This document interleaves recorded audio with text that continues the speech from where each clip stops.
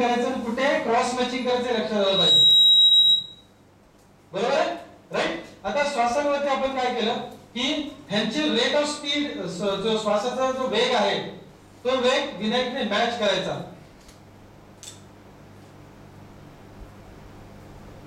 आणि नंतर हळूहळू मॅचिंग झाल्यानंतर हळूहळू आपल्या श्वासाची गती वाढवायची किंवा कमी करायची, दोन्हीपैकी एक.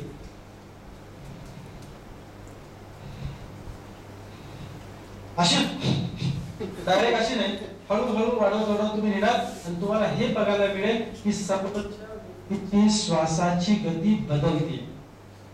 You are taking control of the another person. तुम्ही समोरच्या व्यक्तीचा अक्षरशः कंट्रोल घेता. एनएलपी मध्ये जी लोक मास्टर आहेत किंवा जी लोक सतत एनएलपी ची प्रॅक्टिस करतात, चॅलेंज देतात. कळलं रे? ऐकू नको. चॅलेंज देतात. चॅलेंज कसा? तुम्ही एखाद्या हॉटेलमध्ये जाऊन बसला, राईट. या हॉटेलमध्ये समजा अविनाश या कोपऱ्यामध्ये आहे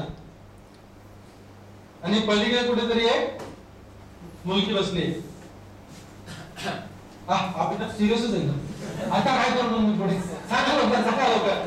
लोक अविनाशला बाजूला काढतो. आनंद तिथे आहे, चालेल ना? सांगू ना? बस सांगा मला पण फायद्याचं कधी कधी. राईट. समजा आनंद तिथे बसलाय, राईट. आणि आनंदने काय करणार आहे, तिकडे बसलेल्या एखाद्या व्यक्तीला, मुलगी असेल असं काही नाही, तिकडे आपल्याला एनएलपी टेस्ट करायची की आपल्याला विश्वास हासिल करायचा की हे कसं काम करतं. आता हे तुम्हाला सगळ्यांना माहिती आहे. तुम्ही एकमेकांना रॅपो बिल्ड करायचा प्रयत्न केला तर बरोबर आहे, सेशन झाला आपला, बरोबर. पण तुम्ही उद्या याचा वापर रेस्टॉरंट मध्ये याचा वापर करून बघा. रॅपो बिल्ड करणे म्हणजे काय आहे? त्या व्यक्तीला आपण एकरूप करून घेतोय आणि नंतर आपल्याला पाहिजे तसं आपण त्याच्याकडनं काम करून घेणार. That is NLP, rapport building. At least rapport बिल्डिंगच्या बाबतीमध्ये, राईट. तर समजा हॉटेलमध्ये बसलेला दुसरा व्यक्ती जो आहे तो समजा मोबाईलवर बोलतोय, आपण इकडे लगेच उचलायचं, बोलायचं, आपली नजर त्याच्याकडे, आपण बोलायचं फक्त ठीक आहे. तर हात वर केला आपण लगेच इकडे काय करणार, थोडा तरी हात वर करायचा दुसरा, म्हणजे क्रॉसवर. त्याने उजव्या हातात मोबाईल पकडला, तुम्ही डाव्या पकडलाय, तर त्याची मॅचिंग आपण क्रॉस करतोय. तो क्रॉस करायचं. त्याने जरासा उठला, खाली बसला, ओके, आपण पण तीच ऍक्शन करणार. त्याने सूप घेतलं प्यायला, आपण पण सूप घेतलं प्यायला. समजा सूप नसेल, acting is important, soup is not important. आपल्या बॉडीची पोश्चर महत्वाचे, जेस्चर्स महत्वाचे. आपण त्याला मॅच करायचा प्रयत्न करायचा. इट इज अ चॅलेंज की तो व्यक्ती हॉटेल सोडून जाण्या अगोदर की तुम्ही हॉटेल मधून जाण्यावर तो तुम्हाला हटकणारच. हटकणार म्हणजे बोलणारच काहीतरी, की आता तुमच्याशी जुळवून घेण्यासाठी समोर येणार. म्हणून आम्ही कॉलेज मधल्या लोकांनाही सांगत नाही, विशेष करून. नाही तर हे क्लासरूम मध्ये बसले ना, तो शिक्षक आहे का बाजूला, कुठे कुठे मॅच करता येत आहे, आज कुठे उद्या कुठे मॅच करता येत आहे, अभ्यास व्हायला बाजूला, मॅचिंगच करत बसणार, रॅपो बिल्ड होणार, मग काहीच होणार नाही. Right. This is called cross over mirroring or mirror matching. अफलातून टेक्निक आहे. माझा पहिला एक्सपिरियन्स सांगतो एनएलपीचा. मी ज्यावेळेला हे टेक्निक घेऊन घरी आलो, म्हणजे डोक्यात नॉलेज घेऊन वापरायचं, बाईकवर आलो होतो, घरी आलो, येताना मिसेस निजास म्हटले फोनवर की येताना दाबेली घेऊन या. मग मी दाबेली आणली, राईट. आता मग प्रॅक्टिस ना, म्हणजे उत्साह वाढला की कुठे कुठे प्रॅक्टिस करायची. मग मी बाहेर आलो आणि रिलेशनशिप सुधारण्यामध्ये उत्कृष्ट साधन 100%. आता बऱ्याच वेळा आपल्याला रिलेशनशिप मध्ये तणाव असतो, राईट. आणि तणाव निर्माण झाला की प्रॉब्लेम वाढत जातात. तर आपण काय करू शकतो? मी काय केलं, मिसेसला दाबेली दिली, मुलीला दाबेली दिली, आईला दिली, मी पण घेतली. आता आई बाहेरच्या रूम मध्ये समोर, मला अजून चित्र डोक्यासमोर, समोर दाबेली खायला बसली, मी अपोजिट आहे. आता मी काय करणार आहे, मॅचिंग करणार, बरोबर, मिरर मॅचिंग. तिने उजव्या हातात धरले तर मी डाव्या हातात, राईट. तिने घास उचलला, ती हळूहळू खातो, तिला निम्मे जात नाही, माझ्या हसून उपयोग नाही, मला मॅच करायचं, राईट. म्हणजे तोडून खात होती, अख्खा पाव तू घेत नव्हती. एकदा ट्राय केला, नंतर म्हटली नको, मग तोडून खायला, भूमी पण तोडून खाते. माझी नजर दाबेलीकडे कमी, तिकडे जास्त. ती जे करते तेच मी करत गेलो. ती थोडं मागे सरकली, मी पण थोडं मागे सरकलो. तिची प्रत्येक मुवमेंट जी आहे ही मी मॅच करायचा प्रयत्न केला. 100% होईल याची गॅरंटी नाही. ती पटकन उभी राहील, पटकन खाली बसेल, अरे आपण पटकन उभं राहणार, पटकन अरे काय करतोय हा, म्हणजे काहीतरी करतोय हे लक्षात नाही आलं पाहिजे कुणाचे, आपण काय करतोय. आपण काय करू शकतो, उभं राहायचं, तिने उभी राहिली, आपण उभं राहायचं असं जस्ट ओके, सिंपल काहीतरी जे मॅच झालं पाहिजे एखादी ऍक्शन तरी. ओके, तर मी हे करत असताना दीपिका माझी मोठी मुलगी जी आहे ती पण आतमध्ये आली, ती आईच्या शेजारी बसली. माझं मॅचिंग कुठे चालू आहे? आई बरोबर.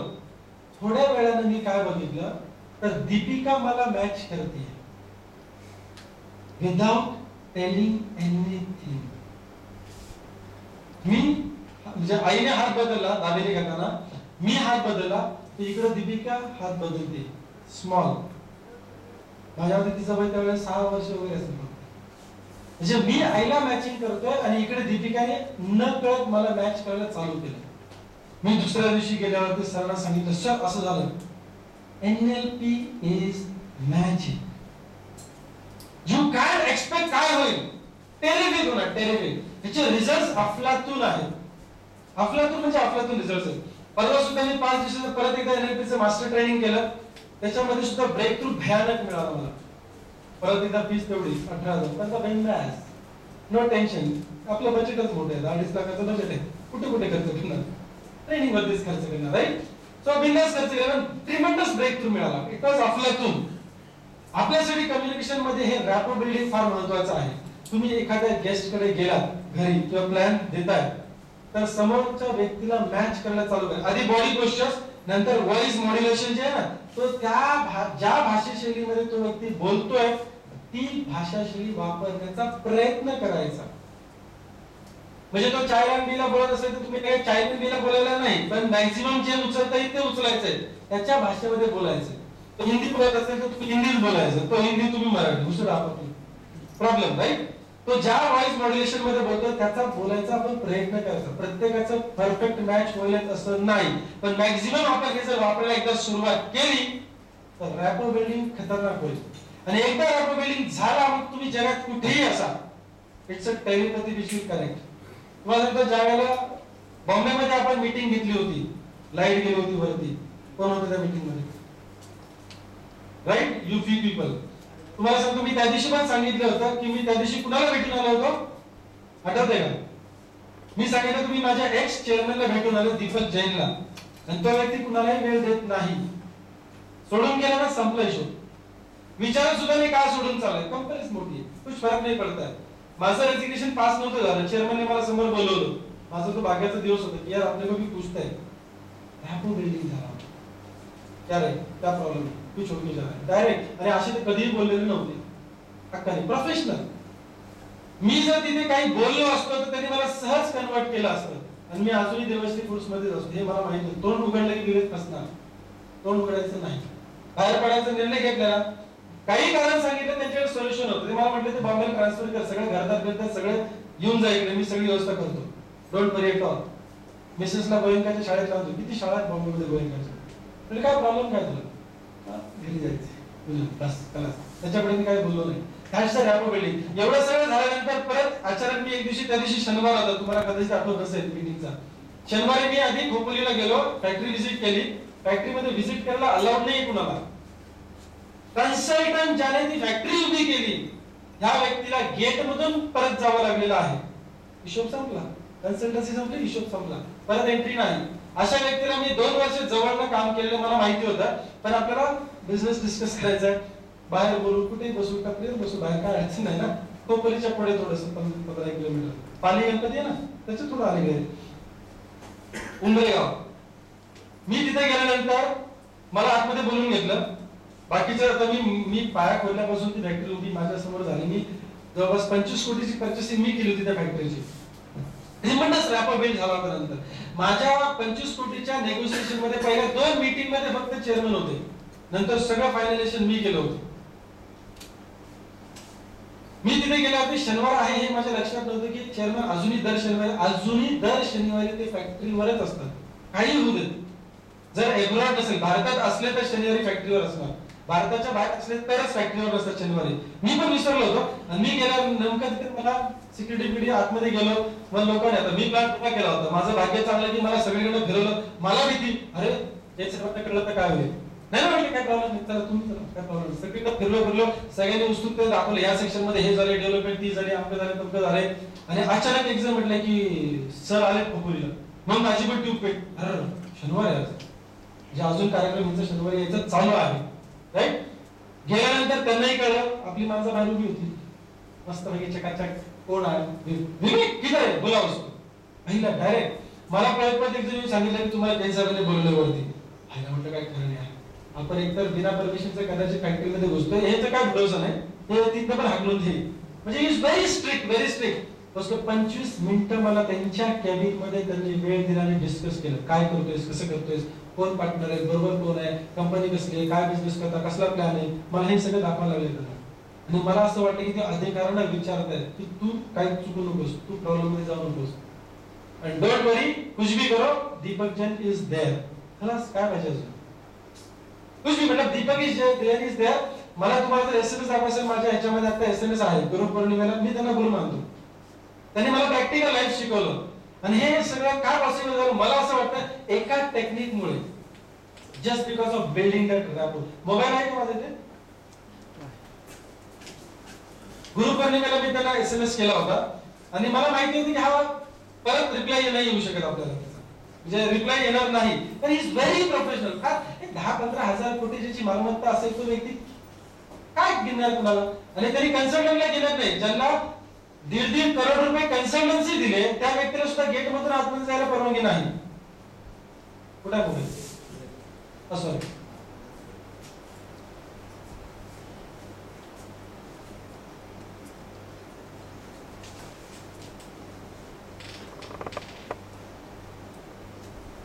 कोण वाचणार English.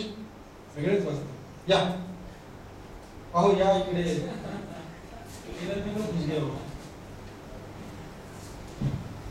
Vivek, I wish you the best always. Repeat करा बस बस एवढंच आहे. त्याला कुठे वेळ येणार सगळं टाकायला. Vivek, I wish you the best always. Deepak Jain sir, right. मी एसएमएस केला आणि मला माहिती होती की माझा नंबर त्यांच्याकडे स्टोअर नसणार, म्हणून मी परत काय केलं, अगोदरचा मेसेज विवेकला रिसीव्ह होता कळलं पाहिजे त्यांना, म्हणून मी दुसरा मेसेज केला. आणि मी अपेक्षा खरंच नव्हती धरली की परत रिप्लाय वगैरे काय येऊ शकतो. मला फक्त माझा हृदयामध्ये जे आहे ते तिथपर्यंत पोहोचायचं होतं की सर तुम्ही जे दिलं ते सरळ. I am always thankful for that. माझ्यामध्ये दुसऱ्या तिसऱ्या मिनिटाला लगेच एसएमएस आला. मला अपेक्षा होती यांचा असेल. दीपक बघितलं मी तारखेने उठलोच जागेवर आणि वाचला. I am always there. तुम्ही त्यांनी जे बोललेले होते ते परत एकदा लिहून दाखवलं सर की I am always there. Don't worry. फिकर नॉट. या 10,000 कोटीची जी मालमत्ता आहे तो आपल्याला फक्त बॅकिंग करतो, नुसता म्हणतो बिंदास लढ. That is the confidence what you get again, right. तर डरणे का नाहीये. तर सांगायचं काय तात्पर्य लक्षात घ्या की हे टेक्निक वापरून तुम्ही रॅपो बिल्डिंग करू शकता. आज दीपकजी आणि माझ्यामध्ये 2 वर्षाचा अंतर आहे. जे 2च वर्ष मी काम केलं त्यांच्याबरोबर, पण रॅपो बिल्डिंग मुळे ती नाळ जोडते आपण म्हणतो ना, त्या पद्धतीने झालं काम. Any time in life you don't have to wait. आणि हे कोणीतरी आपल्याला काम करून द्यावं म्हणून नव्हे. हे टेक्निक मी बऱ्याच मित्रांमध्ये वापरलेलं आहे. ऑफिस मध्ये वापरतो मी टेक्निक. बाहेर तुम्ही क्लायंट्स मध्ये असता. आज आता मी प्रेझेंटेशन घेताना मला जर रॅपो कोणावर क्रिएट करायचं असेल ना तर मी त्याचे बॉडी जेस्चर्स मॅच करतो. लक्षात घ्या. And that gives you results, right. आपण डिटेल अजून पुढे बघणार आहोत. तुम्हाला काय करायचं लक्षात घ्या. 2 मिनिटचा ब्रेक बघा सर.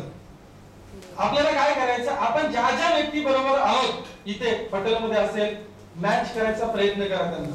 आता मी आणि नितीन समजा एका टेबलवर बसले तर इकडे नाही करायचं काय डान्सिंग. का याला माहिती आहे काय करतोय दिले. आपण दुसरा टेबल पकडायचा, तर नजर तिकडे बघायची आणि यू विल सी की त्या व्यक्तीबरोबर तुमचा रॅपो क्रिएट होणार. त्या व्यक्तीबरोबर तुमचा रॅपो क्रिएट होणार आणि you will get result out of it. Clear. Okay. दुसरी गोष्ट ब्रेथ वॉचिंग जी आहे हे कन्सेप्ट डोक्यामध्ये ठेवा. हा भरपूर ठिकाणी आपल्याला वापरायचा आहे आणि आपल्याला त्याचा रिस्पॉन्स चांगला मिळणार, त्याचा बेनिफिट चांगला मिळणार आहे. क्लियर. 2 टेक्निक घेऊन ठेवा. तुम्हाला हे प्रॅक्टिकली वापरायचे, which is going to give you best results.